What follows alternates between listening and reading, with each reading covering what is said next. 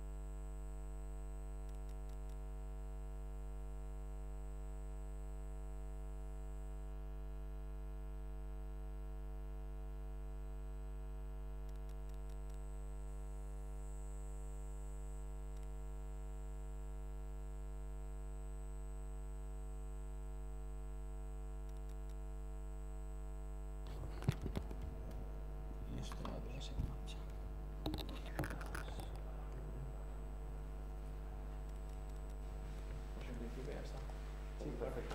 Pues, vale. Muy bien. ¿Queréis que esperemos un poquito?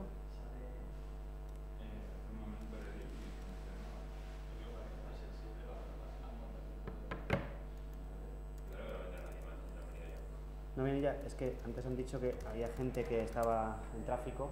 No sé si...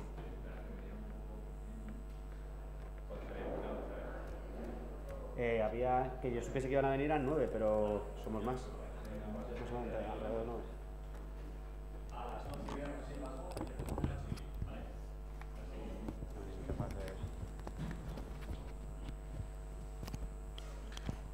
Esto con gafas ya. Bueno, mientras me pongo esto, lo hacemos en inglés, ¿verdad? Lo vais a grabar para más gente, ¿verdad? Okay. Yes. So, okay, just tell me, we're recording already, right? Okay, so just quickly, can you tell me your names? Although I'm not gonna learn it at all, I probably forget in like 5 minutes, but at least to know what are your experience with serverless, what are you trying to get from this workshop, and then I will just not meet any expectation at all and tell you what I'm gonna do, okay? So just your name easily, really quickly, and what do you expect from this workshop? Let's start, for example, from you. Yes, I'm Manuel, and I'm organizing Okay. this workshop. All right. Brilliant. This is Daniel Caballero. Mm-hmm. I'm working in the Edge team in infrastructure, and I currently don't have experience with serverless, and I was actually expecting something very hands-on. Mm-hmm. Okay. I'm Jesus. I come from Alitalia in Málaga. Uh-huh. I don't work with serverless. I only assist to a meetup that I saw more or less Mm-hmm. how it works, but I want to learn more. Okay. Perfect. Hello, my name is Jorge. I'm from Italia, from Tarot. Expected to see what kind of projects or kind of problems we can resolve with serverless Architecture. Okay. My name is Mark. I'm from Casa. I have no expectation, just learn. Mm-hmm. Okay. My name is Xavi, and No expectation. Okay. Well, that's good. My name is Dani. I from the development at Casa, Mm-hmm. and I never used this serverless housing service. And I want to know how it works because I only use Firebase in some personal projects. Mm-hmm. Okay. I'm Maruf. I'm working for Schibsted Hub. Mm-hmm. I actually don't have any expectation. I don't know exactly what to expect. I know the terms, but I don't know what it is. All right. All right. Hi, I'm Juan Marios. I'm a developer advocate in system infrastructure, Mm-hmm. and I'm very interested in numbers. I've been deploying them for some time in many different ways. I'm interested in see if there is a correct way to do it. To deploy it. Yeah. All right. I might meet your expectations. Okay, I'm Xavi. I'm a developer at Uh-huh.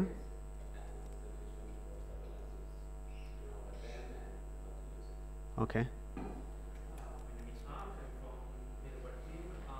Where we have some infrastructure built on top of some web serverless resources at Amazon, and I expect to better understand how all these devices work together.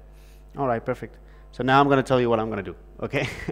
Unfortunately, there's not going to be some hands-on. I'm sorry, okay? I will do some demos, so you will see what I'm doing, but there is no time to actually set up every one of you to start doing something. Although, I will point you to resources that you can use, for example, labs. Our GitHub has tons of projects with serverless, and if you have any questions, I have some cards here, as well as stickers as well. So, and I will give it to you. You can ping me whenever you want, and we can discuss specific things, okay? Well, I'm Ignacio Garcia, Solutions Architect, AWS, working as a Solution Architect for over a year, more or less, but in Amazon for at least 2 years, almost 3 years.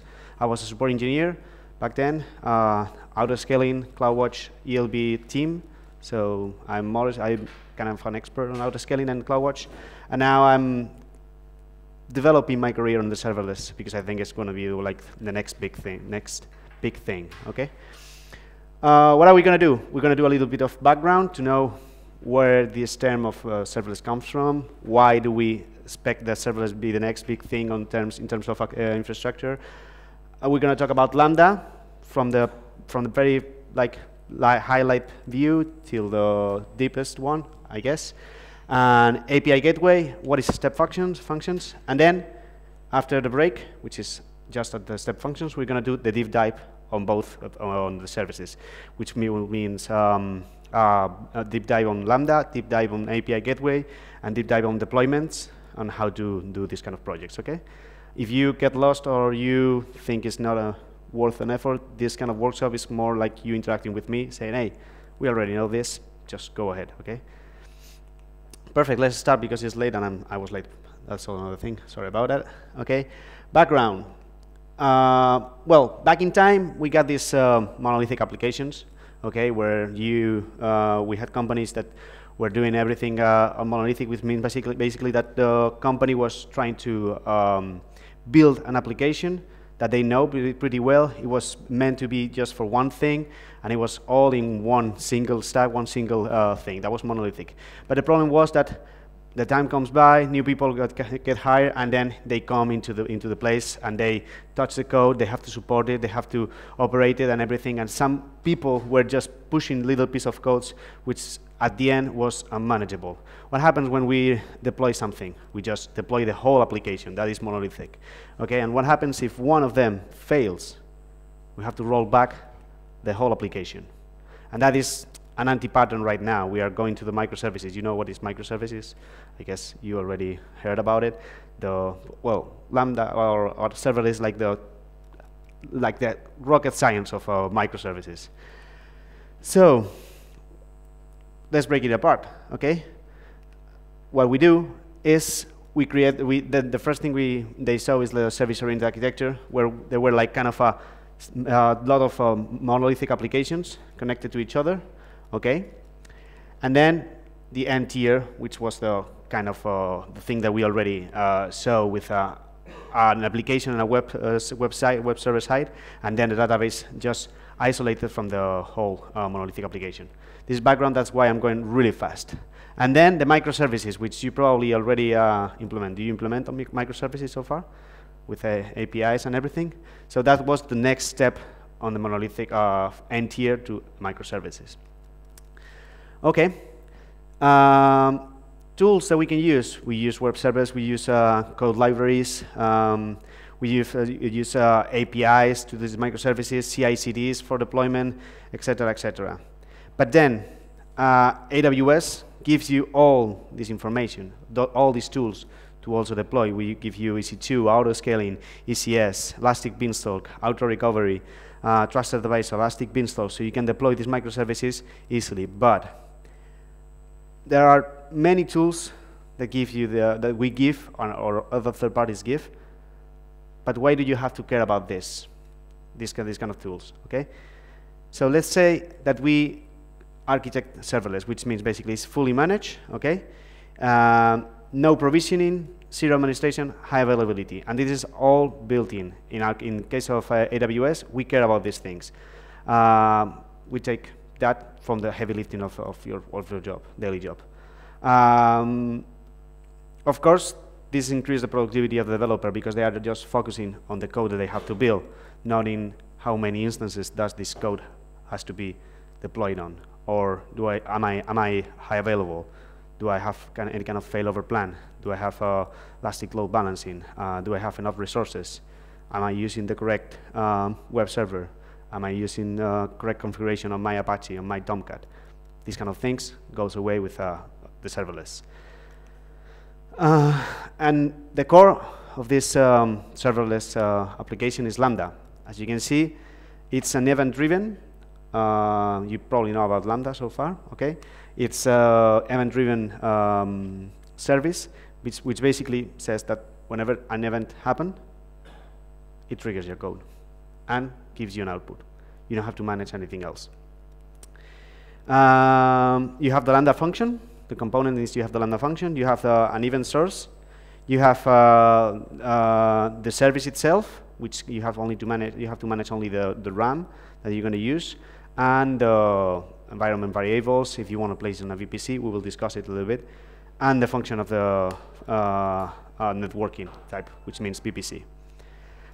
You can run different languages. You can run Node.js, you can run Java, you can run Python, C#, and more to come. Probably in just a few months. The cool thing about this is that one Lambda function can be Python, but the other one can be Node.js. So you don't have to stick to one language only. In your microservices, you can use whatever you want and connect it depending on what you need. For example, you might have a library, a big data library for Java that you don't have in Python, and you can use it for one function, while the other one will be Python because you're more used to it.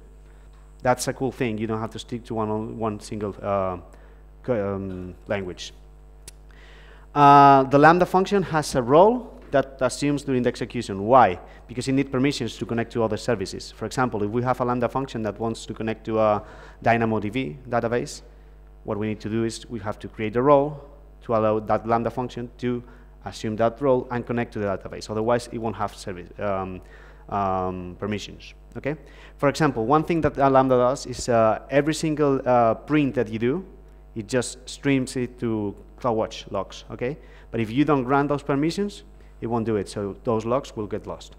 So first thing you have to do whenever you launch a Lambda is enable these CloudWatch logs permissions. Any doubts so far? Okay. So I said serverless. Cool thing about serverless, you don't have to manage anything. The only thing that you have to take care of is the memory. Okay. So we'll start with 128 megabytes of memory. It's Lambda function, which basically you only have to guess, or at least not guess, to measure how your function or your code is going to run and how much RAM do you need. So CPU will stick as well with the RAM you place it. Okay, so if your Lambda function or your code needs 200 megabytes because it's just gathering some files and, I don't know, transform it and put it back to S3, for example, you just have to measure how much memory you need with different executions, and the CPU will grow as well with the memory. So as much memory as you put, the more CPU you will get. Okay? That's the only thing you have to manage in terms of resources. And what is an event? Yeah, sure. Sure, yes, please. Wait. Because people is saying that if you ask a question, you put a microphone. Okay. Okay, my question is about capacity management. Mm-hmm. Is there any plan to decouple the memory from the CPU allocation?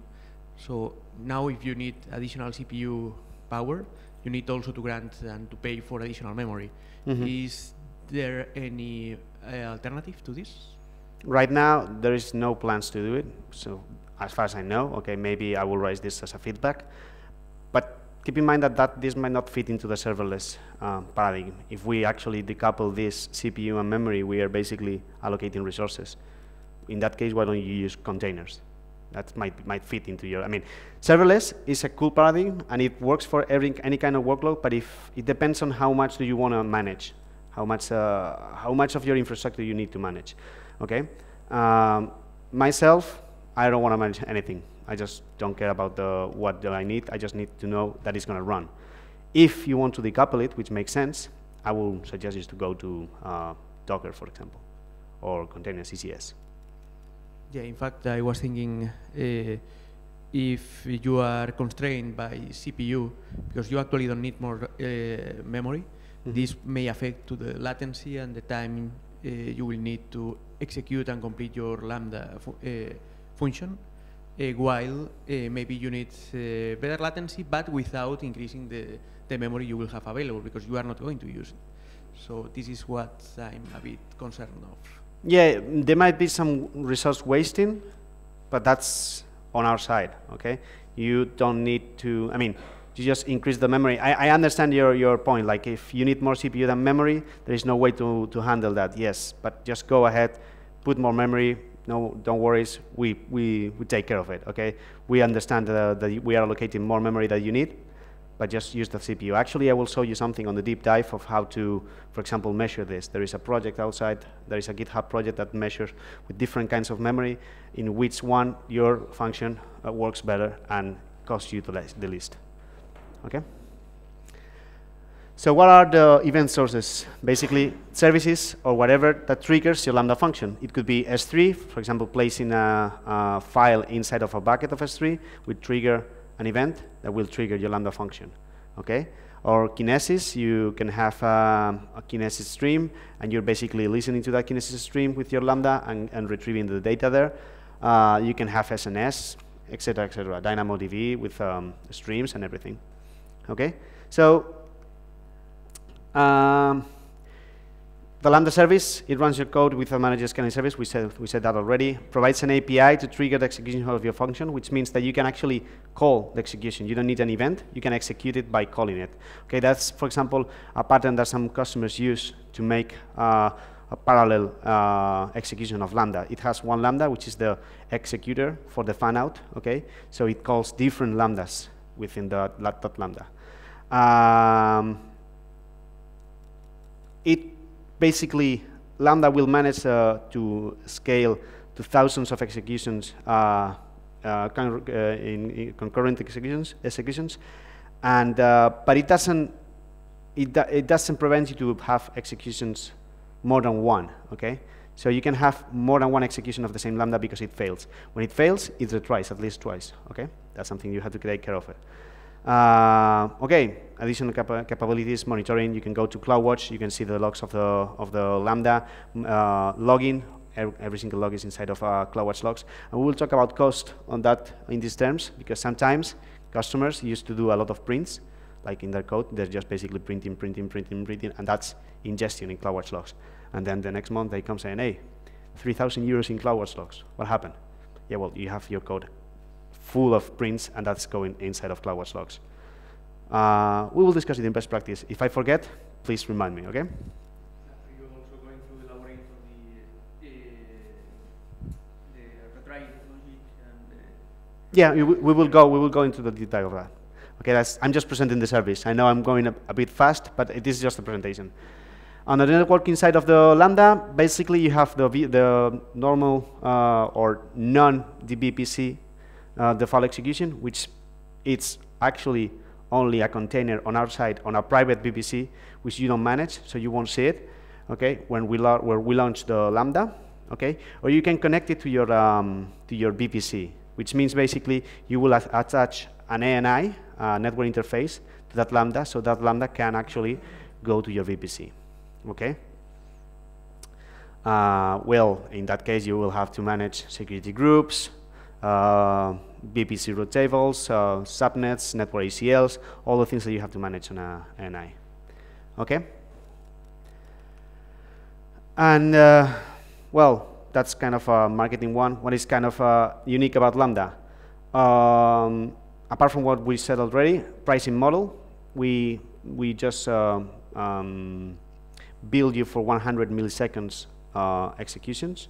Okay, so every 100 milliseconds of one execution, we count it as one execution, depending on the memory as well. And the first 1 million requests per month are free. Okay. Cool thing about security model, everything is granulated. So an execution of a Lambda function without the correct role cannot access any other service. So as everything in AWS is managed by IAM. Okay, same thing as execution. You can have, you have to set which event is going to trigger your Lambdas.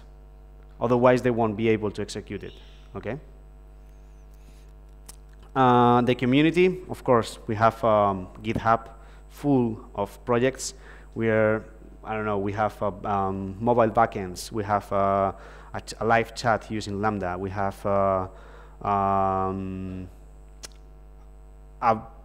that I don't know how to say. This is a project that you can actually, whenever you put an image on S3, it takes it, it creates a thumbnail, it creates it takes the tags using recognition, and it gives you an Elasticsearch with a dashboard of the tags, location, metadata of each photo. So it's kind of a good project to see how Lambda, how serverless infrastructure works.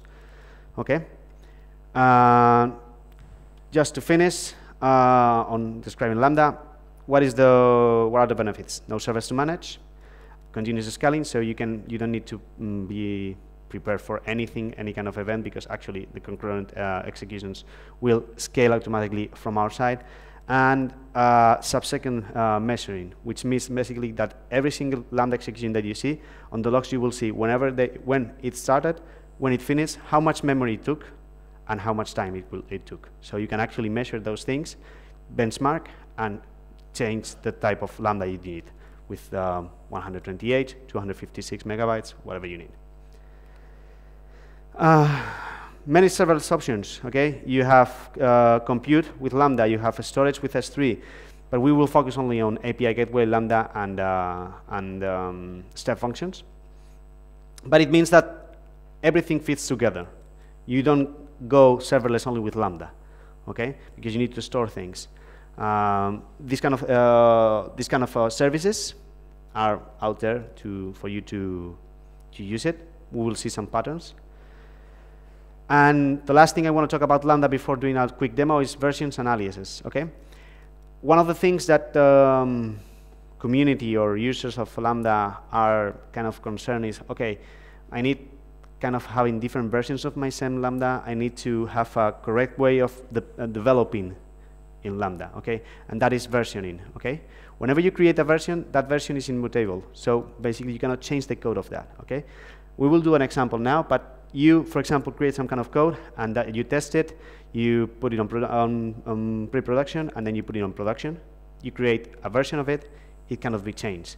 And then you create an alias. An alias is basically an ARN that points to a version. So that way, you know that production, it will be always pointing to version 1, okay? And if you deploy a new code and it passes everything, you go and create the second version. That way, whenever you trigger the production, you have to set the alias to the second version again. You change it. You can change the alias to different versions, but you're going to change the code inside of a version, okay? We'll see it. Actually, we're going to see it, okay? Just hold on a second. In the meanwhile, you can ask any questions you have. Yes. In the previous slide In the previous slide, where you were presenting, for instance, a use case of labels, aliases.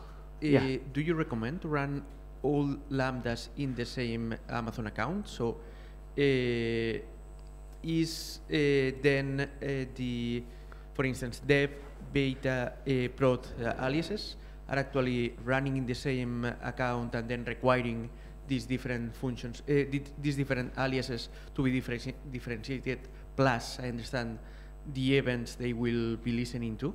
Or it's just better to separate and to have different accounts representing your environments and type of events? Well, it depends on the use case, okay?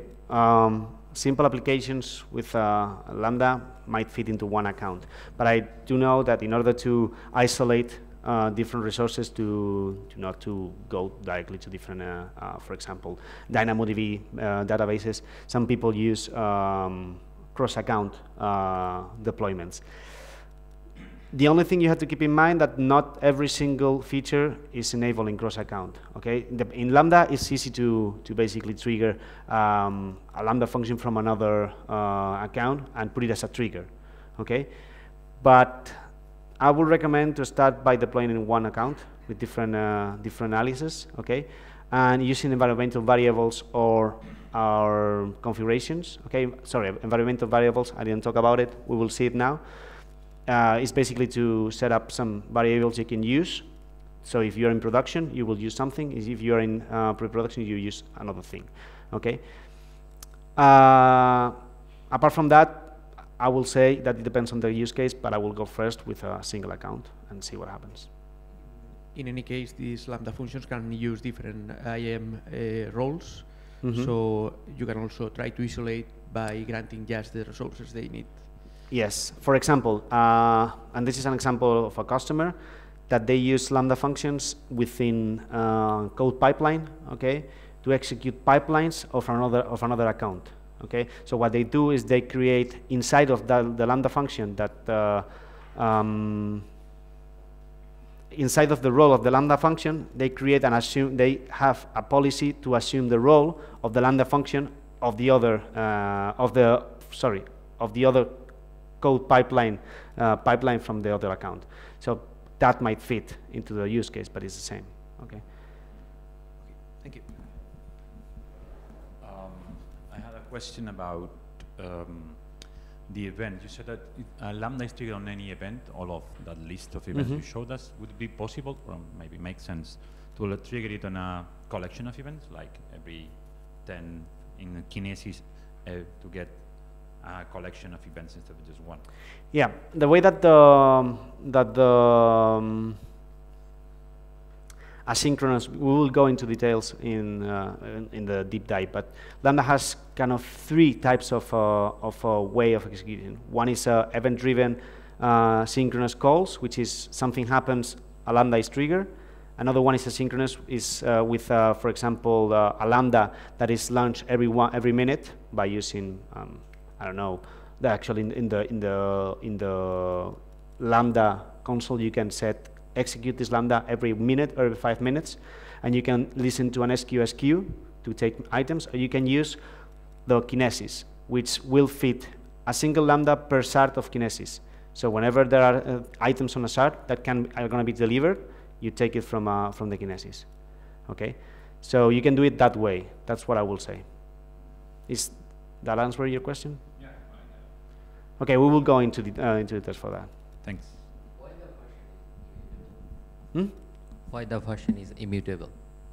Why the version is immutable? Yeah. In order to have, I mean, it is immutable, so you cannot change that version. It's like a production one. You can only change the latest.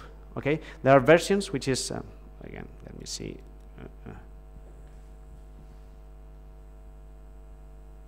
All right, where is my mouse? Okay, here it is. So there are versions with latest. Okay, that one. Okay, and that is the one that you can change, but you cannot change the versions.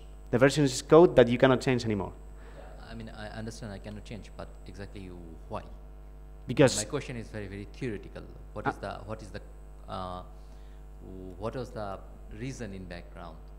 To not to change the versions? Yes. Because, for example, because what you, I mean, I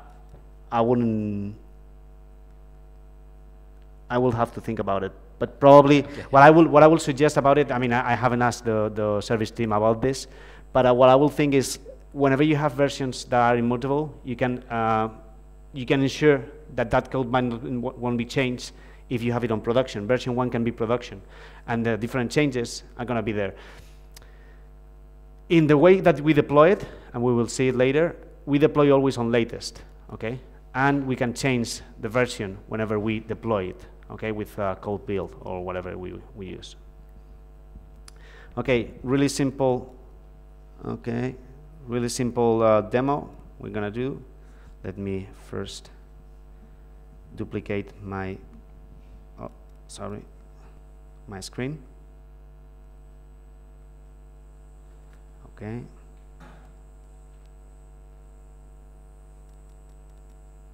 Okay. All right, so this is my, oof, I can't see anything. All right. So let's go to the Lambda console. It changed a bit since the last time. You probably seen the previous console. When we create a function, we select a blueprint. What is a blueprint? It's basically some code templates that we give you that you can use for several things, like, for example, get an object from S3 with Python. You can use change the rule on AWS config, or DynamoDB's process stream to make an asynchronous call, okay? But in this case, we're gonna go through the author from scratch, which is basically a blank one. And then we select the triggers, okay? What are the triggers? Basically, which events are able to trigger this Lambda. We can set that it's an API gateway. We select the API, and then that API will be able to trigger this Lambda. IoT for message and MQTT message that can trigger that Lambda, or a rule that can trigger that Lambda, sorry. Alexa, we can use, yeah, well, Alexa skills if you have played with it. Basically, the backend, we always recommend to use Lambda. CloudWatch events, CloudWatch logs, etc., etc. Code commit to change something. Okay, in this case, we're not going to use anything so far, okay? We can just click next. And then we select the name from the Lambda. We can select a description, okay, and select the runtime. Here are the runtimes that we can use. I'm going to use Python 2.7. By the way, I'm not a developer. My code is horrible, just saying, okay? And yes, actually you will help me a lot because I cannot see it from my screen either. So we can either upload a zip file to Lambda with our code, or even use this to develop our stuff, okay? Which is probably handy for a small Lambda function, but it's not handy to actually deploy our code, okay? So the way to proceed here, we can use, for example, Eclipse. Eclipse has a plugin, so we can develop our Lambdas and deploy it directly to the Lambda that we wanted. And actually, it has the plugin for Eclipse. It has local execution to test your code, okay? We also have plugins for Visual Studio. We have, I think there is something for PyCharm, but I'm not pretty sure, okay? But we have something for Visual Studio and Eclipse. So, since I'm not a developer, what I'm gonna do is copy and paste my code that I tested before, okay? Yeah, that's basically programming nowadays is copy and pasting. So, easy one. We are just going to the client, Bodo, to the DynamoDB, and we are gonna retrieve some items. We're gonna scan a DynamoDB and return it, okay? Which DynamoDB? We're gonna use something called environment variables, okay? So this DynamoDB table is the one that I'm gonna find here, DynamoDB, okay? So basically what we're gonna do is gonna retrieve some data and pass it as a JSON file as a JSON output, okay? You have to keep in mind that in Lambda, everything that comes in is JSON and everything that comes out is JSON. So it can be agnostic of what you're using it for, okay? Tables. This one is not prepared at all, okay? So we use it and we paste it as the value, all right? Why do we use this? We can use, for example, this, instead of a DynamoDB table, we can use it to point it to a configuration file where we have everything that we need, okay?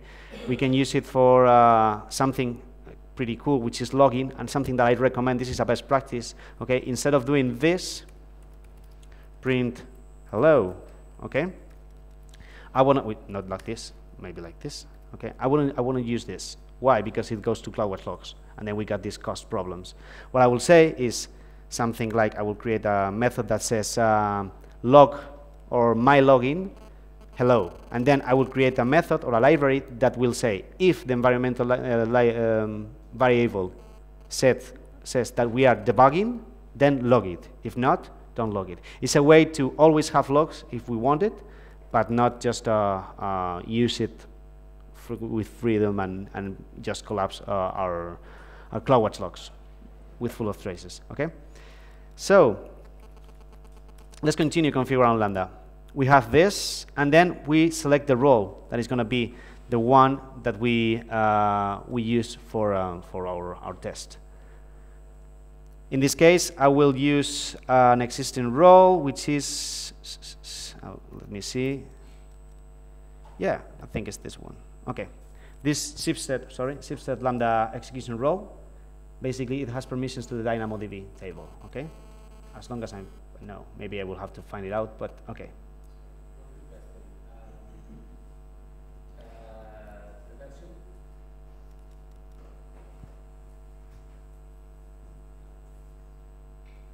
Now, okay. The version are immutable, but every change or any change in handler roles or environment variables, it will make a new version? Or No. You have to select the version. We will see it here. Okay, whenever we create this, the first Lambda function that you create is always on latest. Yeah. And then once you go to the Lambda, you can change the version. You can say set a new version from this, and you create a copy from that version, and you cannot change that. Okay, so this one is always on latest. Okay, does it answer? Yeah. Okay. And then the handler. What is the handler? The handler is basically which, like, if this Lambda function is not called Lambda function, is called I don't know, my file.py. Okay. It will say myfile.py and then the name of the function, which is in this case is Lambda handler. Okay. One thing that we would recommend, we will go into details also in Dive Deep, is not to use this that I've done already. Is put the core of your business in the Lambda handler. The Lambda handler has to go always to another library, to another piece of code that you have outside of your handler. Okay. So you can set tags to your lambdas, and then the advanced settings. Here's where you set the memory, okay? You set the memory, and something that I didn't talk about, but I should have done it, is the timeout. How long will it take for your lambda to execute? Otherwise, will fail, okay? With a timeout exception. We can set 3 seconds, 4 seconds, 5 seconds, and until 3 minutes, I think is the top. 3 or 5? Yeah, 5 minutes, okay. 5 minutes is the maximum you can set for a lambda right now, and the maximum of megabytes is 1.5 gigabyte of memory. Okay, we go frugal here, and we will say 3 seconds. 3. I said 3. Come on. 3 seconds for a lambda, and then the DLQ. What is the DLQ? It's basically what happens if our lambda and retries don't work. Okay, do we lose that item? Are we able, I mean, is our application ready to lose this item? All right, no, probably not. So what it does is we select a resource that we want to place the item. Like, okay, this event didn't work. Let's place it on an SQS so we can trigger something else and work it. For example, we can place it on an SQS and have a single instance of EC2 or something that will come up and say, hey, you have an item here. Let's work it. Okay, so a different way to handle the errors. Does it make sense? And then you select the queue that you want to place. In this case, let's say I don't want anything here. And the VPC, do we want to place this lambda on a VPC, which is not placing, basically is attaching an ANI from that VPC so we can access our resources, for example, Elastic Cache, for example, a load balancer that we have inside of our VPC. We can select it here. We select the VPC, and we select the subnet we want to place. It usually says 2 at least, of course, for high availability. So we can place one in a subnet and another in a subnet. Something to keep in mind with VPC, always have enough IPs for your Lambda function. to create a new NI. Why? Because whenever we launch an instance, a Lambda function, we execute it. What happens is we, on our side, allocate a container, we place your code, we execute your code, but if we are using VPC, we create an ANI, we associate it with a container, okay? And you will say that might take a lot of time, right? Okay, it takes time the first time, because we keep that container for at least 15 minutes for new executions. If there is no new executions, we remove it. That is with VPC. And without VPC, we keep it for 5 minutes, which takes less time. Make sense? The configuration of the memory affects. Just hold on a second. Sorry. Thank you. The configuration of the memory affects to the price you pay for the service, I Yes. suppose, no? Yes. Okay. But it So doesn't. you have to adjust, no, to have a. Yes, but you have to keep in mind the following. This is a trade-off, okay? And there is a nice slide about this, but since we might not have time for everything, I will explain it now. Less memory is not always cheaper, okay? Why? Because less memory means faster. If it goes faster, the 100 milliseconds fractions will be less. So you might consider benchmarking which one is better, okay? And for that, there is a tool that we will see later. So maybe one with a bit more of a memory is cheaper than one with less memory because it takes longer to finish, okay? And also for performance. Okay, thank you.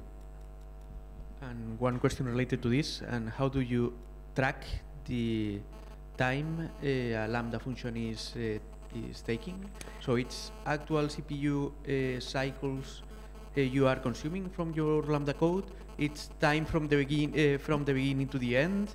If in case there is input-output, how It's does time from the beginning to the end. It's milliseconds that in the CloudWatch logs you will see when it starts, and when it finishes, it says the Lambda function took this time. You can, for example, create a filter for that log group of that Lambda function that takes those milliseconds and places on a metric, and you can see the average you're using.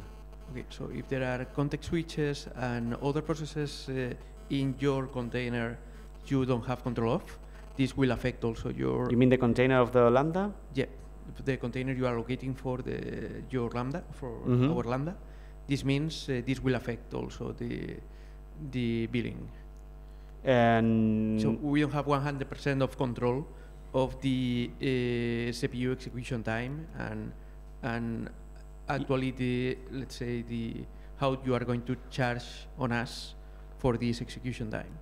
I will say that container and that in container instance is for yourself and only, okay? Yeah, but for instance, we cannot select which container we are using as a base Yes. container. So you may be running monitoring observability tools inside. This may be taking some. No, it's not. CPU It's not. cycles. It's not doing it.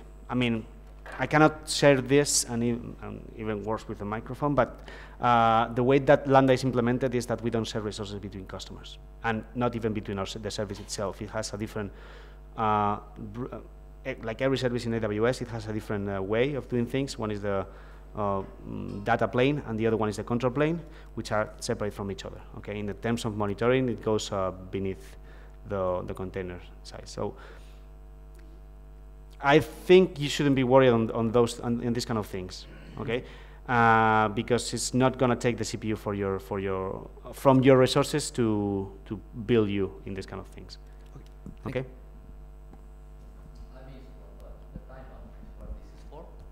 Timeout is the time that you select your Lambda function to maximum timeout you might have. For example, let's say that you have a function that makes a get request to another service, okay, and that service is basically just hanging out. So it will time out. This is actually the execution time of the Lambda function. Maximum execution time that Maximum you allow Yeah. that Lambda Yeah. function, okay.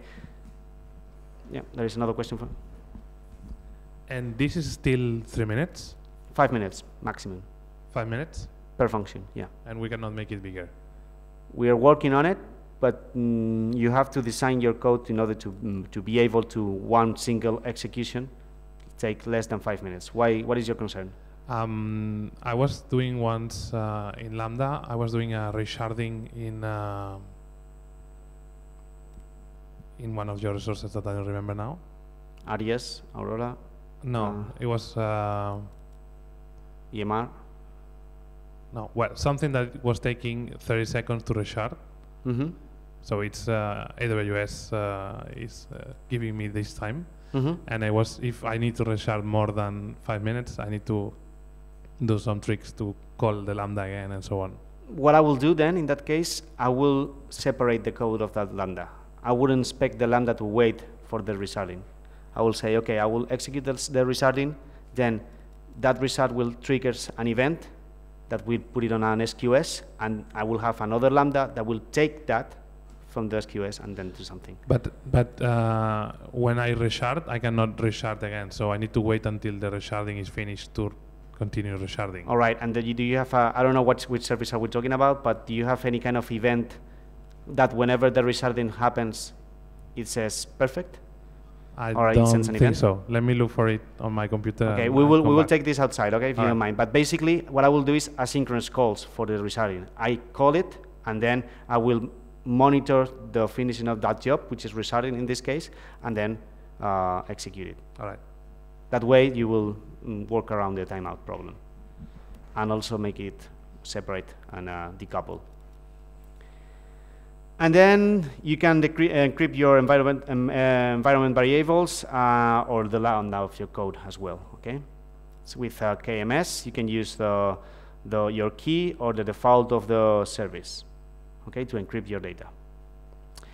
Don't, of course, I mean, since we are talking some advanced features here, don't store data in your lambda. You can use the -tmp file folder. Okay, but don't store important data there because it's gonna be gone eventually. Okay, so we next basically. Oh, sorry. Let me see if I've done everything correctly. Yes, yes, yes. Nothing different here. All right. So next, we review. It's perfect. We can export our function. Okay, and we can create it. Okay, let's see.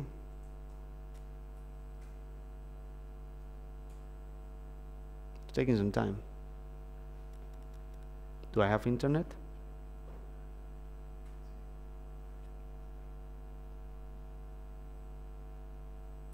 No, it didn't do it. Okay, let me go ahead and do it again. Demo effect.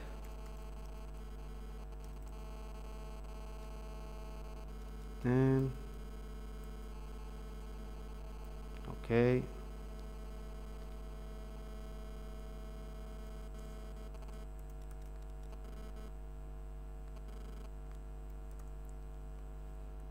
Okay. Oh. Don't go that fast. I'm doing the same thing again, okay? Just don't want to waste time waiting.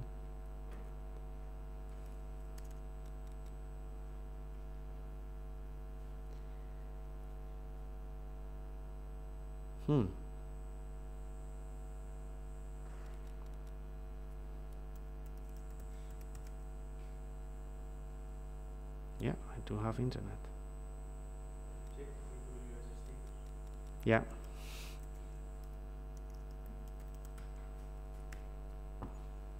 Would be nice, right? To have a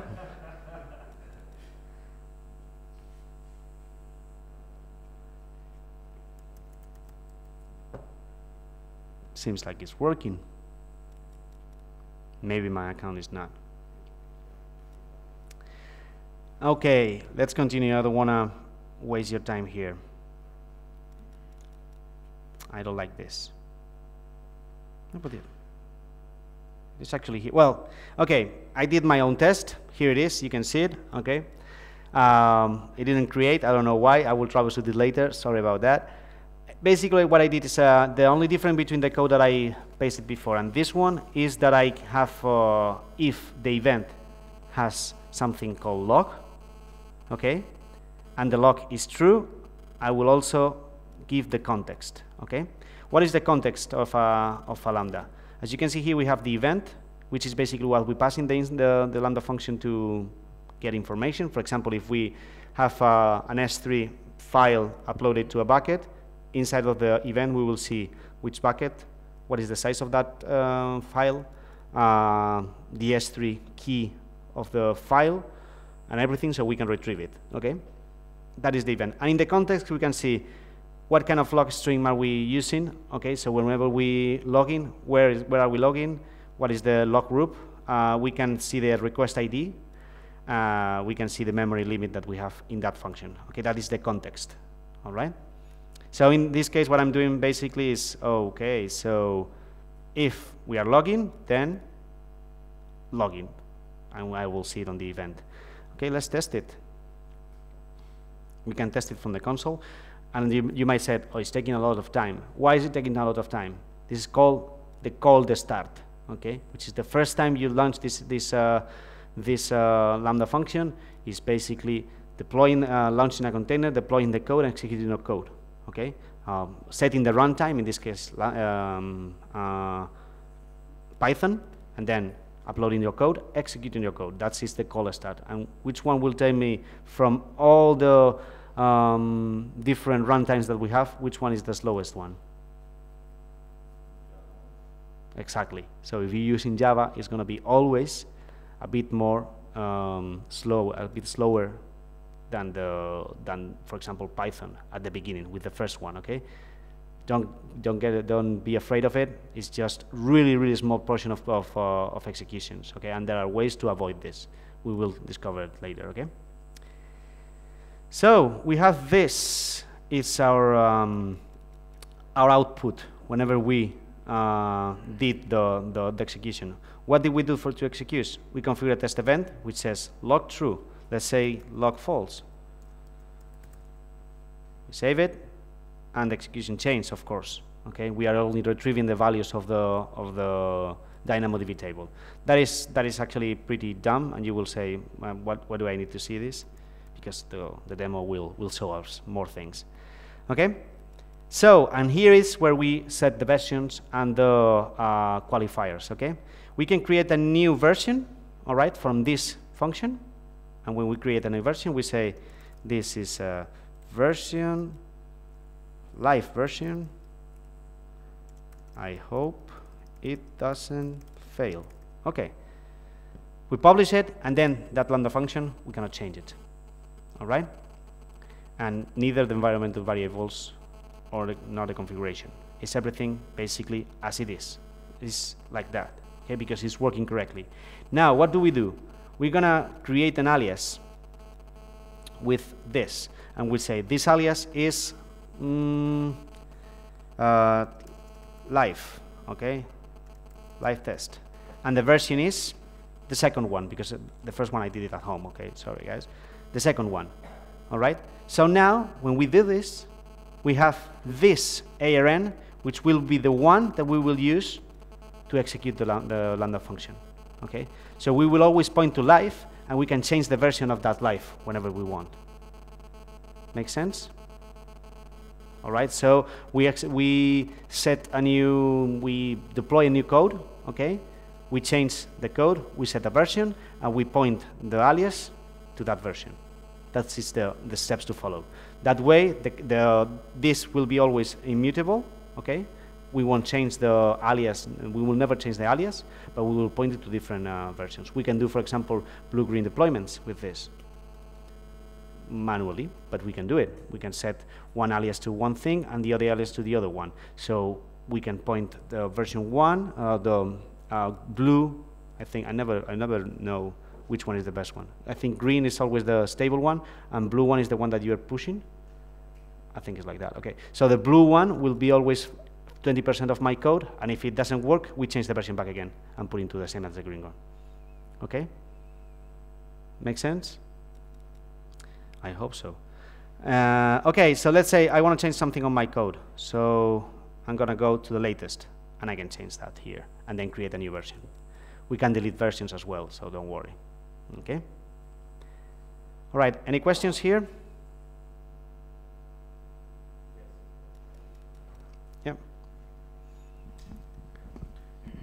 There are this configuration is with web of AWS. There Yes. are a programmatic configuration with Sure. Terraform with okay. You can use Terraform. You can use something that we will talk about later, which is SAM. You can use API, the JavaScript. All the SDKs that we have this configuration. Well, I'm using the console because it's visually more easy. But if you go to PyCharm, for example, and this is the demo, this is incredibly small. Hold on a second. How do I do this? How do I change this to be? Okay. So basically, this I will try to find out during the break. I will try to find out a way to show you this. But this is a CloudFormation template. We are setting things here as well. Okay. Like for example, here's a Lambda function. But well, we will discuss it later because it's too small. Within a Lambda, whenever we create it, we can also monitor what is happening. Okay. So we can see traces on X-ray. Do you know X-ray? X-ray is basically a way to see how long it took executions.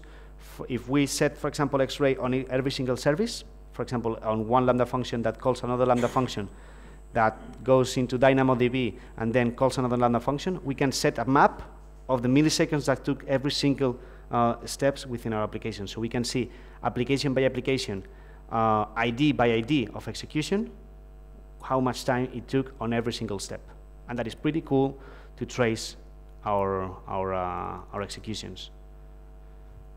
Make sense? Okay. And same thing with CloudWatch logs. If we go to CloudWatch logs, yeah. Regarding X-ray, is there any way to choose not to have it enabled for just some requests? Not all? Reduce costs? You have to enable it in configuration, the X-ray. Cannot you use an environmental variable, for example? There are two ways to enable X-ray, okay? One way is by default here in the code. You basically select it and you go to X-ray, or you can explicitly call it with code inside of your Lambda, okay? You can set an environmental variable to execute that part of the code that enables X-ray with an environmental variable, as well as you did with the logs. There is a slide here with this as well. I think I'm doing this too long. Okay, but yeah, you will see it that there is a piece of code that you have to put on the code to set up X-ray. You can set an environmental variable to do that. Okay, thanks. And in terms of monitoring, same thing. This is the execution of my test Lambda because this is my log group. Okay, this log group AWS Lambda test Lambda. And here are the streams. Every time we change the code, it creates a new stream. Why? Because it creates a new container which will point to a different stream. Inside of a stream, we see the executions, which says start, and then all the prints that I'm doing. Okay? And then, this is the last one. And the end of the request, the report, which says how much time it took, what was the duration, and what was the memory. Max memory size and max memory use, 40 megabytes. So we are actually underutilizing the memory here. Okay? Make sense? Yeah? All right. What can we do with this? We can create a filter on the log group, like here, for example. This one, we can create a filter. Oops, sorry. We go to the filters of my test Lambda, and we can create a filter to create a metric based on the time or based on the number of errors or whatever we want. Can you choose not to log anything, absolutely anything? By default, no, and that's something I already reported to the team, but a workaround to do this, just restrict the permissions. Yeah, well, and that's the obvious one. Okay. And you won't log anything. Why? Because otherwise, my customer right now that I visited yesterday, they were complaining a lot because of this on CloudWatch logs. The ingestion was huge, and they were basically just pushing code with a lot of prints. And I said, just if you want to stop right now the cost, just remove that from the permissions. By default, Lambda at least it posts the report at the end. You won't be able to do it. Yeah. Yeah. Okay. Okay. So just remove the permission. Exactly. If you remove the permissions, that's the workaround, not recommended. Otherwise, you will never know what happens if something crashes or collapses because you don't have any kind of login. The best way to do that is with environmental variables, and then change the code if you need it, and the configuration if you need it. Okay. So how are we doing so far? I think, should we rush a little bit? Is this too slow, too fast? Good? Really? Okay. Okay. So we did the demo, but if we want to use the Lambda, do I really need to use event-driven applications? Let's focus on API gateway. What is the entry, which is kind of the entry point, this kind of requirement for Lambda. Everyone, it's not a requirement, but some people use it as a requirement. What is API gateway? It's a managed service that you can create, configure. Have you used, by the way, have you used API gateway so far? No? Have you used any kind of API framework with Swagger, or which one do you use? Swagger. Okay. All right. So this is a managed API. You don't have to build, you don't have to set up any boxes. You just have to create an API, and it will be automatically published. Okay. It's compatible with Swagger as well. You can create, configure, publish, maintain, monitor, blah blah blah, your APIs. Nice. And this is like this is the scenario for Lambda for API gateway. We usually go from the internet with different services, mobile applications, websites, to a CloudFront just to secure it with CDN, and also we can use WAF as well here. We use API gateway, okay, which also has their own cache if you want, and monitor it with CloudWatch. We can monitor the API with different metrics, okay, and then we can point it to whatever we want.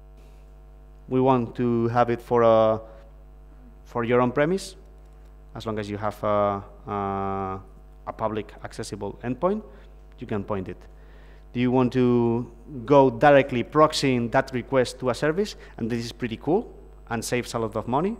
You can do it directly to any kind of service. You can use endpoints with Route 53 or EC2 or whatever you want, but we're talking about serverless today.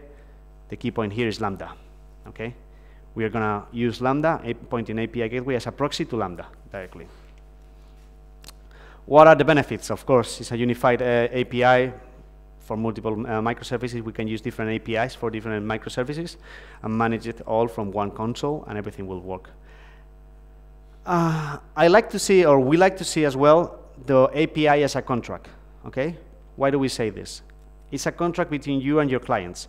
Either is the client is a real client or a mobile application. What I mean with this is you can change always the backend as much as you want, but you should never change what you present to the client, because that's the way that he interacts with you. It's really difficult to, if you have 1,000 customers, for example, you're deploying an SDK, okay, and you're giving that SDK to different developers from different companies, from different clients, okay? And you change your contract, and you say, now you cannot call me with this parameter or this header. You have to call me with this other one. If you change that, you have to change it to 1,000 customers. But you need that header, right? That's something you can do on the API. You do that on the API, and you pass it to your backend because you change your backend in that way. So you never change what you present to the client. You can change your backend as much as you want from your API. That is the key point of microservices. DDoS protection. Of course, you can throttle within the API. You can set usage plans for an API key. We will go to that. So you give an API key to the client, and it uses that API key. And you can say, okay, this guy is able to do 10 requests per second, 100 requests per month. No more. And after that, API gateway will give them a 323, I think it's 323 HTTP code saying you cannot set more, you cannot do more. So you will never fry your backends, okay? Authorize and authenticate your request. Of course, you can use Cognito. You know Cognito? Cognito is our identity provider service that you can use, or you can use your custom authorizers. For example, you can set, whenever a request comes to AWS, you use Lambda itself to trigger, to make a request to your, for example, OAuth service with like Hydra, or you want to use SAML to authenticate against your Active Directory, or whatever you want, and then you authenticate it from with your Lambda through API Gateway. I haven't done it for Microsoft, sorry, for AD, but I've done it with Hydra and OAuth, and it's a simple, really simple Lambda function. Okay, make sense? All right. Then that request is actually stored in a cache, so you can cache the authentication, so you don't want to trigger the Lambda every time that the request is coming. Okay, you trigger the token. So you cache the token. Okay, and when you create an API, I'm sorry, first of all, it's really difficult to use icons for APIs. I kind of created this magic creating API compatible with Swagger. You can use custom domains, you can use it through the console, you can use it from CLI. You can basically mimic the response of your API using Postman. Do you know Postman for making requests? And it supports HTTP standard methods, okay? It doesn't support WebSockets so far. That's the only trade-off right now. Configure your Lambda and point it to whatever you want, as I said. You can use the cache here as well to cache some requests. So you won't find your backend. You can set the TTL of that cache, of course, all these kind of things, normal on an API. And you can set a stage for dynamic routing, which means you can set one stage for developer, another one for production, another one for whatever you want. You can just create a new stage from that API. And it's really easy because you can change things, and you're not basically changing the API until you deploy it with one single click. And when you deploy it, you select which stage do you want to deploy that version of the API. We will go into a demo later. I'm going really fast because I want to go to the deep dive because you probably will like it more. Publish your API. Again, not really easy to find pictures for these kind of things. It's really one single API call to deploy that API. And maintain your API. As I said, this is a contract. I tried to make a contract with this kind of a picture, but it's really difficult, as I said. So you can create API keys, as I said, to allow your developers to use your API. And you can generate SDKs directly for Android and iOS directly from API. So you can generate the SDK and you add it as a library for your code.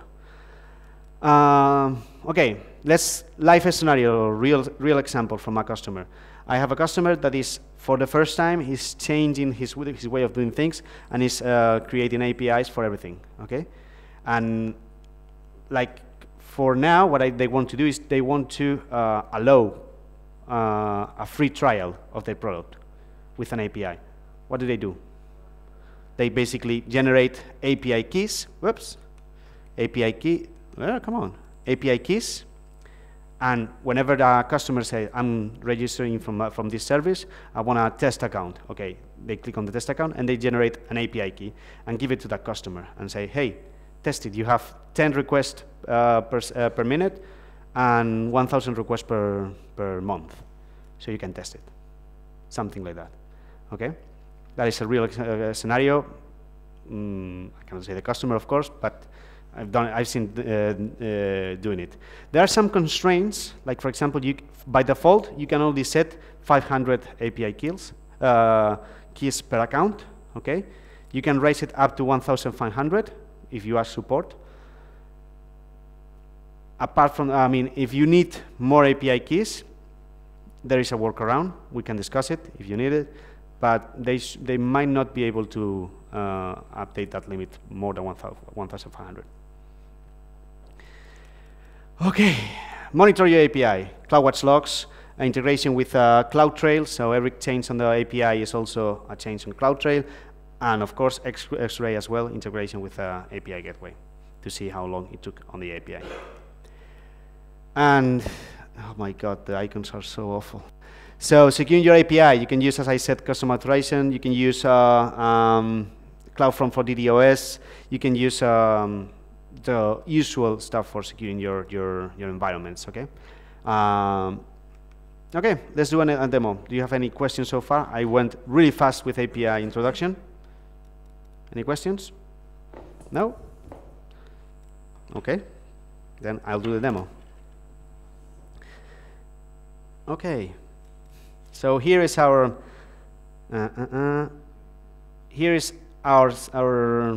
function, right? If we test it, it is supposed to work. Okay, and we say that we have the logs here and everything. Okay, now let's do an API.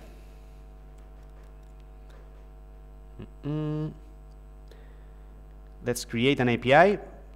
We can either create it, we can clone it from an existing one, we can import it from a Swagger template that we already have somewhere else. Like we have created that API from Postman. We can export it from Postman and paste it here. Okay, or we can create a new one, which is what we are going to do, or we can do an example one, which is pretty easy to understand. Test API. I'm not going to put a description. All right, here we have it. This is our test API. Okay, we have this one, which is here, Pet Store and Schibsted test API, because I was preparing this workshop. But this test API, we have resources, we have stages, and further on, but we will focus on resources. What can we do here? Our resources is whatever it goes after the dash on the API endpoint. Okay, so we can create, for example, a method or another resource. With, for example, if we say dog, and we can enable course, so we can be called from another domain. We create the resource, and we will have dog here. Okay. We can always delete the resource as always. Okay, these changes are not deployed yet, so even if we have an API, we can do these kind of changes, test them, and then once we're ready, we deploy those changes. Okay, so we're gonna set just a method. Okay, what kind of method? We can use whatever method from HTTP that we want. In this case, we're gonna use get, which is the simplest one, and it usually don't fail. Okay, and then we set up which service or what are we gonna trigger this method for. We're gonna say lambda. We can set a lambda function that we have. We can set an HTTP endpoint. We can set a mock, which is basically just reply me this always. And we can set an AWS service, which is the service proxy that we already mentioned. As you probably know, AWS, everything in AWS is an API call, right? And that API call is an HTTPS API call, right? Well, let's do it here. You can just set the HTTPS call, and it will create that call, passing through all the body of your request. And you can actually manipulate that body to come back to the customer, so we won't see that it's an HTTP, an AWS service. Is the cost the same for all integration types? Huh? The cost is the same for all integration types? Yes, as long as you assume the cost of your endpoints is the same. Yeah, I mean, yeah, the API gateway cost, even exactly. for mock integration types. Yes, yes.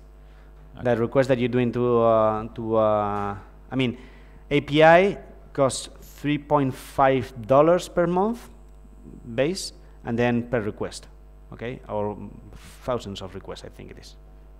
All right, that you're doing. There's something that some people, and I already shared that feedback, they think that it's kind of expensive, but it's not if you use it correctly, okay? And there are anti-patterns on the service, on the serverless way of doing things, and one of them is using API Gateway for everything that might fit into your SDK directly. For example, I have a customer that uses API Gateway that triggers a Lambda that put something on a Kinesis Firehorse, okay? Of course, that is it's really expensive, and they put it on every single click of their mobile application. I mean, that is huge. That is incredibly expensive, because you are basically triggering an API, push it to Lambda, and push it to Kinesis. If you want to put it on Kinesis, why don't you use Kinesis directly? That is cheaper, and you will reduce the number of API calls. And they were spending, like, I don't know, it was 10,000 or 15,000 Lambda executions per minute. I mean, something ridiculous. Okay, There is anti-patterns there. Use API whenever you feel that you have to have a contract. But if you own the SDK, why do you want to use an API to the rest of the world? Maybe you want to point directly to the service. Well, I found that case. Maybe you will teach us later how to do it better. But it's when you want to manipulate, for HTTP headers into your Lambda function, and you have to pass it through the API gateway in order to put them in place. Yeah, yeah, that's for sure. Okay, but that's a specific thing that you need for the headers. Then use a API gateway. Any plans on making them available in a normal case, or is there any specific reason for them not to be there when you're exposing an endpoint to the internet? You mean on API gateway or on Lambda? Lambda. Because Lambda is not meant to be a part of API or a public endpoint. Lambda is not the endpoint. Lambda is the backend itself. So if you want to do an endpoint, put an API gateway in front of it. Make sense in terms of why do we do this? Because Lambda can be either your backend for your API gateway, or it can be just an a Lambda to automate your IT resources to do whatever you want. So why do we have to set the HTTP headers on the context? Yeah, maybe because I was the first time I used it, I thought that because of the integration, I was kind of being exposed to the internet, that the context object would have that kind of information. Just my failed expectation in that point. Well, yeah, it makes sense. Makes sense in that case, but keep in mind that Lambda is bigger than only for exposure. Okay, so this is our Lambda function. We can use this Lambda function proxy integration, which means basically what he said. We are passing also the headers and everything to the Lambda, okay? But we have to go back with the result also of the HTTP request. So if we, for example, we want to throw a 403 error, we're going to have to, on the response of the Lambda, we have to put HTTP code, I think it is, HTTP code, 403. And that's something that people struggle a lot because they are not putting the result on the Lambda execution. For this demo, since I don't want to make it crash all the time, I'm not going to use it. I'm just going to pass the event directly, okay? So Lambda function. Okay, Lambda function. Where is my Lambda? On US West 1. What is my Lambda function? I think it was my test, right? Test Lambda. Is it this? Yes. Okay, we save it. What is it telling us? It's telling us, okay, you're about to give API gateway permissions to trigger your Lambda. What it is doing is going to the Lambda and saying, API gateway, this API is able to trigger you, Lambda. Okay, this is something pretty funny because at the beginning we didn't have this. So they said this and they say, okay, perfect, test it. No, test it, no, because you have to go to the Lambda and trigger it. If you do it by CLI, same thing, you have to do it explicitly on the Lambda. Set permissions to be triggered, okay? All right, this is our Lambda, I think it is, perfect. So now we have this, okay? We have our integration. This is the resource of the get. We can test it directly. Let's test it. Boom. And this is the body of the request of our API, okay? But now let's do something. Do you remember the code? We set the login here, right? We said, oh, we have this log thing, okay? Let's see if we can set this on the API. So whenever we have a query string that says log equals true, we get the logs differently, okay? All right, so let's do it. So if, first thing of all, we go to the method request. What is the method request? Is where we are getting all the headers, we're getting all the parameters for the Lambda. In this case, we're going to get a URL query string parameter. We can say it was logs or log, I don't remember. Log, okay? And we say that we are going to receive that parameter on the query strings, okay? And then we can set the same thing for HTTP headers. On the request body, we can actually manipulate the body because if it is a JSON, we can see what is happening in that JSON and change things and mapping on the responses and things like that. And this is for the SDK. So far, I have no idea how to work with this, being honest here. We can set the authorization, okay? So before even going to the execution, we can say that the authorization is Cognito, it's our custom authorizer. We can validate the request because we can create a validation with a regex of our request, or we can set some rules to validate our request. And we can use an API key, okay? So as we said, this method can be only called by developers that has a valid API key. So this is where we put it, and we say true, and then that valid API key will go into the usage plan. We'll set that API key. In this case, no. I said no. All right. We set the log of the URL query string, okay? And then we go back to the integration request. This is what we are going to pass to the Lambda, okay? So we set that it's a Lambda function, and we have to set the URL query string parameters. Which one it is? Job, right? Or job, no, sorry, log, okay? And the method request that we want to add is something like this. Method request query string, yeah, and then the parameter that we're using. In this case is method request query string log. Okay? Last thing we have to do here, body mapping templates. We need to actually, so we took the log query string and we pass it to integration request, but we need to put it on the body. So our Lambda function we get on the event that as a part of the event. The log equals true as a part of the event, okay? And for this, we need to add a mapping template. What are we using for mapping? What does Lambda gets as an event? A JSON, right? So this is an application JSON, okay? All right. Yes, what he's saying is basically normally we don't pass through anything from to the backend, and we can say never or if the application templates matches, okay? And then we have a mapping template. Oops, I said this, okay. What is a mapping template? I'm gonna use this as part of my, no, not now, thank you. Here it is. So what we're doing here is saying the log file that we're using is part of the input with the parameter logs. It will put this input on the event of the Lambda execution. Okay, let's test it. Save it. I think I saved it correctly, right? All right, let's do it. If we go to this get function and we test it, now we have something here, query strings. Let's set false and test it. Okay, so far so good. We don't have anything here. And if we set true, hey, we have the request with actually passing through the events. All right, that's a simple way. I just wanted to show you the different parts of the API, the integration, and what are we doing.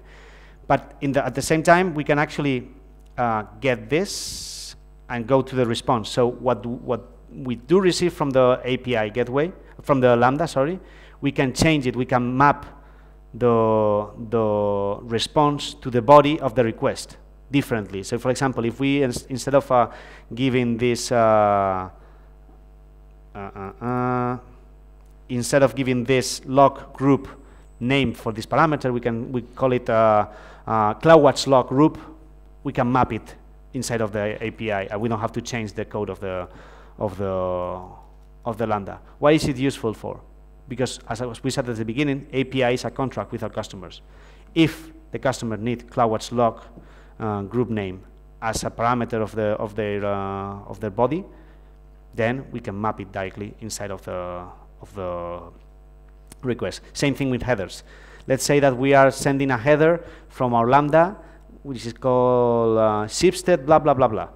Then we want to remove the Schibsted thing because we want to sell it as an agnostic product. We can set it directly into the API gateway to change that header, or even validate that header, things like that. We can change the error code. Let's say that we have a 500 on Lambda.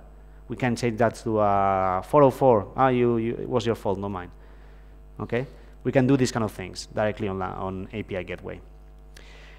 Then let's say, okay, let's deploy our API. When we deploy our API, what we say is, in this case, we're going to create a new stage because we don't have stages right now, and we are going to use it dev, and the stage description is this is dev, not prod. Okay, and the deployment is basic deployment, just as like kind of a git commit, and it gives us an endpoint that we can easily go to iTerm in this case, and oh my god, do you see it? Okay, and we can do a curl, and we get the same thing. Okay, oops, hold on a second. And we did the JSON, actually, let's do it. Okay, so pretty easy, pretty managed. We didn't touch any server, right? Any questions so far? Well, we can go to authorizers, and there is a lot of things here. I don't want to waste the time here. If you have any questions regarding API Gateway, ping to me. I will give you the card so you can ask me whatever you want. The only thing that I want to set with you is the usage plans, okay? In this case, I created one, but we can create, for example, free tier. Okay, so we want to access, we're going to set an usage plan for our customers so they will be able to use our free tier of an API, kind of a AWS way of doing things, okay? We can set a rate, like 10 per second, as we said, and a burst of 100, so they can just do a burst of 100 and then the bucket will empty. Probably you will notice the similarities with AWS. And the quota per month is 1,000. We say this, and we have to select a key. Okay, we have an usage plan now, and we have to create a stage which has an API, in this case our test API, okay, and the stage is step, sorry, like this, and then the key that is going to be used for this, okay? So let's create a key. Customer A, let's auto-generate this. And then if we go to this API, to this stage, and we go here, right now, if we go directly to this test, sorry, it's on stages, step, sorry. If we go here, and we do it,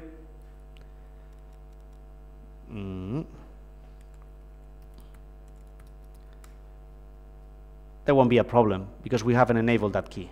Okay, so we go to the API keys, customer A, is to this is enabled here, and then we go to the API, to the method, and we select true here.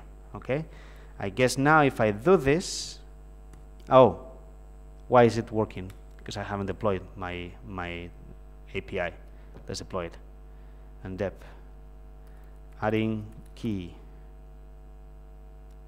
All right, let's test it. Cross fingers. It's working. That is so bad. Okay. If we see the, let me see if I'm doing this correctly. State variables, settings. No cache, so it's not caching it. And the get request. Okay.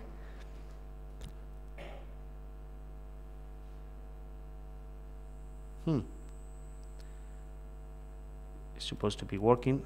Let me see. Okay, now it's working. It took a little time. It's forbidden because we don't have the key. Okay. If we go to Postman and we do the same thing with an API key, okay, this is our get.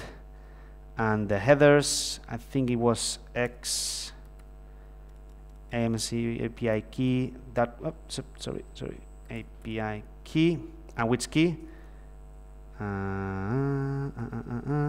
It is supposed to be here on the usage plan, so in the API keys, customer A. Sorry, show, yeah, you're right. Thank you. Okay, and we said here this, we send it, we get the response. If we change it, we get the forbidden. So pretty easy, and we can burst it. Okay, one thing to keep in mind, the bursting, sometimes it takes it caches the response, so maybe even your browser can cache the response of the API. So, or if your application caches, you might get that that you have 10 requests and you set the limit to 10, and sometimes it doesn't work correctly. But you will see that after a while it will say forbidden, forbidden, forbidden, the rest of it. So sometimes it will forbid them. Okay, this is the test that I did. Actually, we don't have much time for this, but what I did here is a little while directly, okay, to see if it works or not, the throttle. We can, well, let's do it. Okay, sorry. So the API, it was with an 8 at the end. Okay, this, and the endpoint was this. This is the endpoint. Perfect. And let's go here.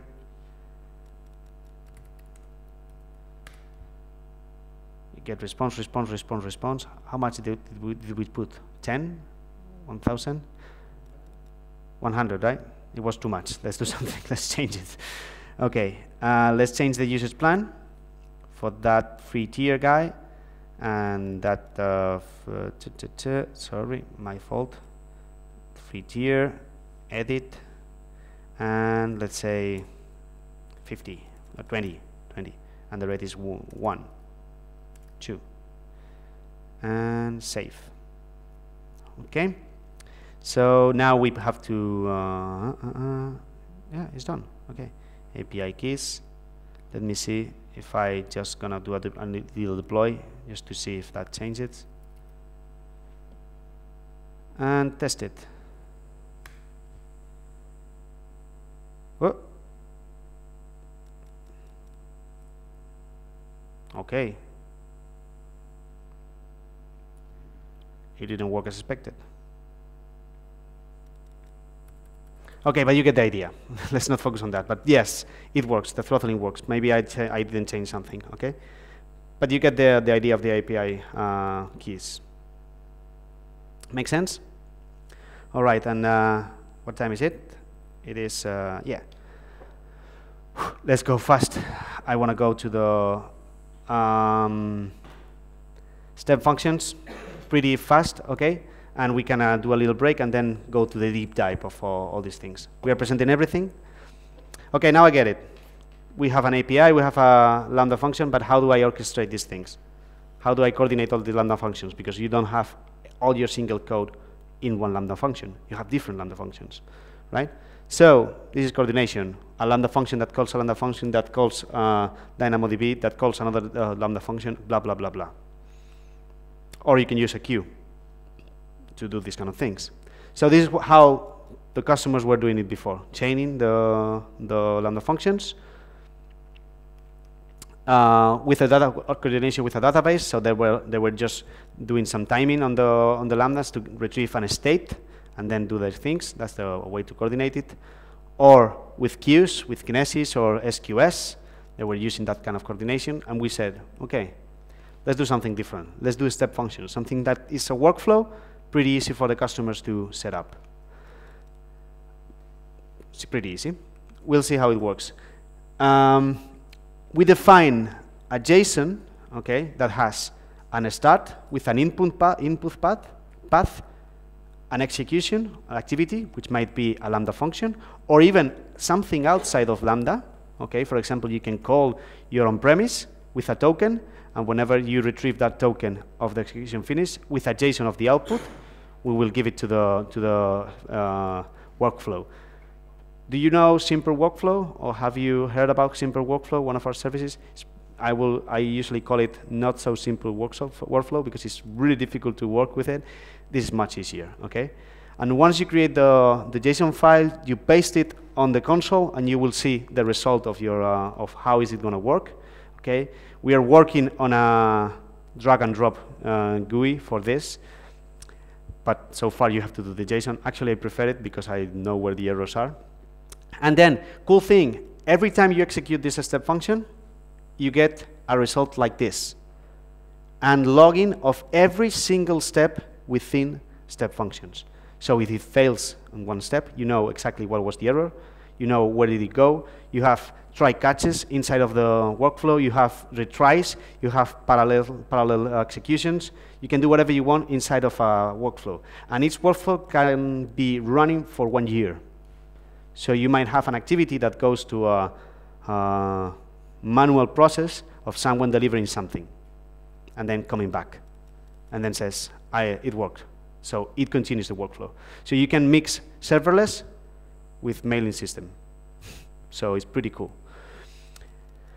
And yeah, I don't have demo for this. I don't want to put the demo on step functions and flood you with more stuff. But I think, yeah, I don't know. Do you want to do a break now? Or, yeah. Yeah, but let's. But no, the question is about the step function. How can you test that it works easily? Sorry. How can you test on the whole workflow works and all the pieces fit together? Well, you have two different things. You have a tool that is called a StateLean, okay, that you can download from GitHub, that basically validates your workflow to see if everything is correctly done in the JSON, and then to execute it, you can execute it directly from the console, if you want. So you can execute this workflow, and it will go through all the steps, and you will see, like, this is the input of my execution, and this is the, if I change something, it will go through one direction, or if I change another thing, it will go to another one. Is that what you're asking? Yeah, more or less, because I imagine that it can be a help to debug where it's stopping or not working. It's actually, let me, okay, I said I won't do a demo, but I will show you at least one of my, this is completely improvised, okay, so if it doesn't work, please don't kill me. One of my step functions, I think, is here. No, it is in Oregon. Yeah, this is one of my, for example, this image processing, okay? This one, if I create a new execution, okay, in this case it's going to fail because I don't remember what was the input. If I execute it, it will fail here, eventually. This is the input. Of course, it failed here because this workflow, what it does is basically retrieves an image from a S3, extracts the metadata, and then pass that metadata to the next step, which is image type check, which checks if the image is a PNG or a GPG. Okay, and if it is, it will go to transform metadata, which basically is a state in the middle that I'm working on. The next one will be taking off using recognition to get the tags, the labels or the tags on of the photo. Okay, in this case, it fails here. What was the exemption? Lambda unknown. The cause we can be telling because Lambda did not return any error type. This is because my Lambda sucks completely. But basically, what I should have done is do a try catch and then return an error. And you can actually get that error here and do a try catch. Okay, so you can go and do if it fails with the reason, then do this. So you can handle error in here. And this is the input, and the output here was nothing. That's why it basically didn't show up anything. And the cool thing is that you can go to the one that worked. For example, this one. And you will see what happens on every single input, output. This is the labels or the metadata that I injected into the